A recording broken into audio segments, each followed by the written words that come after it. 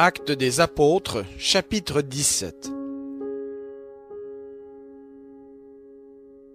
Ils passèrent par Amphipolis et Apollonie, et arrivèrent à Thessalonique où les Juifs avaient une synagogue.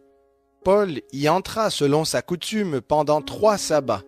Il eut avec eux des entretiens d'après les Écritures. Il expliquait et exposait que le Christ devait souffrir et ressusciter d'entre les morts. Et Jésus, que je vous annonce, disait-il, c'est lui qui est le Christ. Quelques-uns d'entre eux furent persuadés et se joignirent à Paul et à Silas, ainsi qu'une grande multitude de Grecs craignant Dieu, et plusieurs femmes parmi les plus notables. Mais les Juifs, jaloux, prirent avec eux quelques hommes de rien parmi la populace et provoquèrent des attroupements, ainsi que du tumulte dans la ville. Ils se portèrent à la maison de Jason et cherchèrent Paul et Silas pour les amener devant le peuple. Ils ne les trouvèrent pas. Alors ils traînèrent Jason et quelques frères devant les magistrats, en criant « Ceux-ci qui ont bouleversé le monde entier sont aussi venus ici, et Jason les a reçus. Ils agissent tous contre les décrets de César et disent qu'il y a un autre roi, Jésus. » Ces paroles troublèrent la foule et les magistrats, qui ne relâchèrent Jason et les autres qu'après avoir obtenu d'eux une caution. Aussitôt, les frères firent partir de nuit Paul et Silas pour Bérée. Dès leur arrivée, ils entrèrent dans la synagogue des Juifs. Ceux-ci avaient de meilleurs sentiments que ceux de Thessalonique. Ils reçurent la parole avec beaucoup d'empressement, et ils examinaient chaque jour les Écritures pour voir si ce qu'on leur disait était exact. Beaucoup d'entre eux crurent, ainsi que des femmes grecques distinguées, et des hommes en assez grand nombre.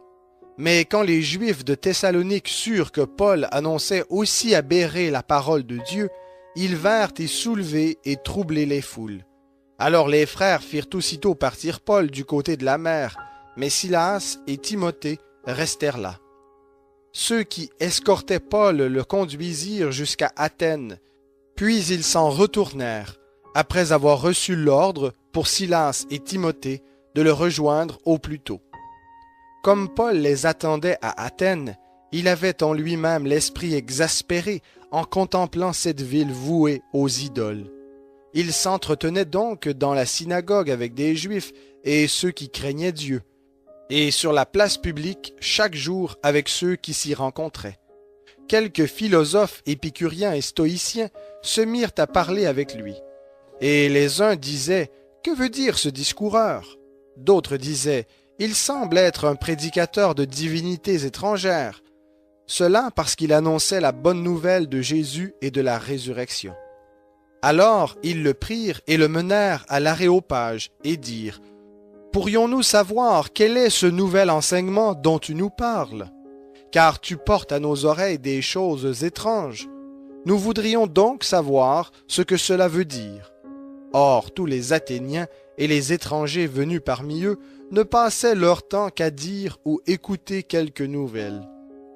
Paul, debout au milieu de l'Aréopage, dit « Athéniens, je vois que vous êtes à tous égards extrêmement religieux, car en passant, j'ai observé tout ce qui est l'objet de votre culte et j'ai même trouvé un autel avec cette inscription « À un Dieu inconnu ». Ce que vous vénérez sans le connaître, c'est ce que je vous annonce.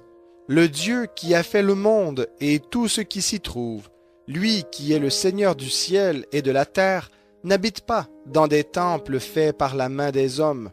Il n'est pas servi par des mains humaines, comme s'il avait besoin de quoi que ce soit, lui qui donne à tous la vie, le souffle et toutes choses. Il a fait que toutes les nations humaines, issues d'un seul homme, habitent sur toute la face de la terre. Il a déterminé les temps fixés pour eux et les bornes de leur demeure, afin qu'ils cherchent Dieu, pour le trouver si possible en tâtonnant. Or, il n'est pas loin de chacun de nous, car en lui, nous avons la vie, le mouvement et l'être. C'est ce qu'ont dit aussi quelques-uns de vos poètes. Nous sommes aussi de sa race. Ainsi donc, étant de la race de Dieu, Nous ne devons pas penser que la divinité soit semblable à de l'or, à de l'argent ou à de la pierre sculptée par l'art ou l'imagination des hommes.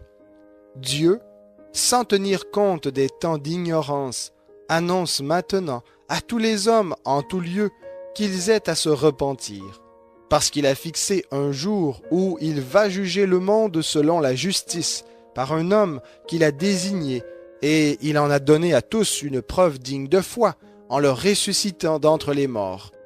Lorsqu'ils entendirent parler de résurrection des morts, les uns se moquèrent, et les autres dirent « Nous t'entendrons là-dessus une autre fois. » Ainsi Paul sortit du milieu d'eux. Quelques-uns, néanmoins, s'attachèrent à lui et crurent. Parmi eux, Denis, l'Aréopagite, une femme du nom de Damarie et d'autres encore.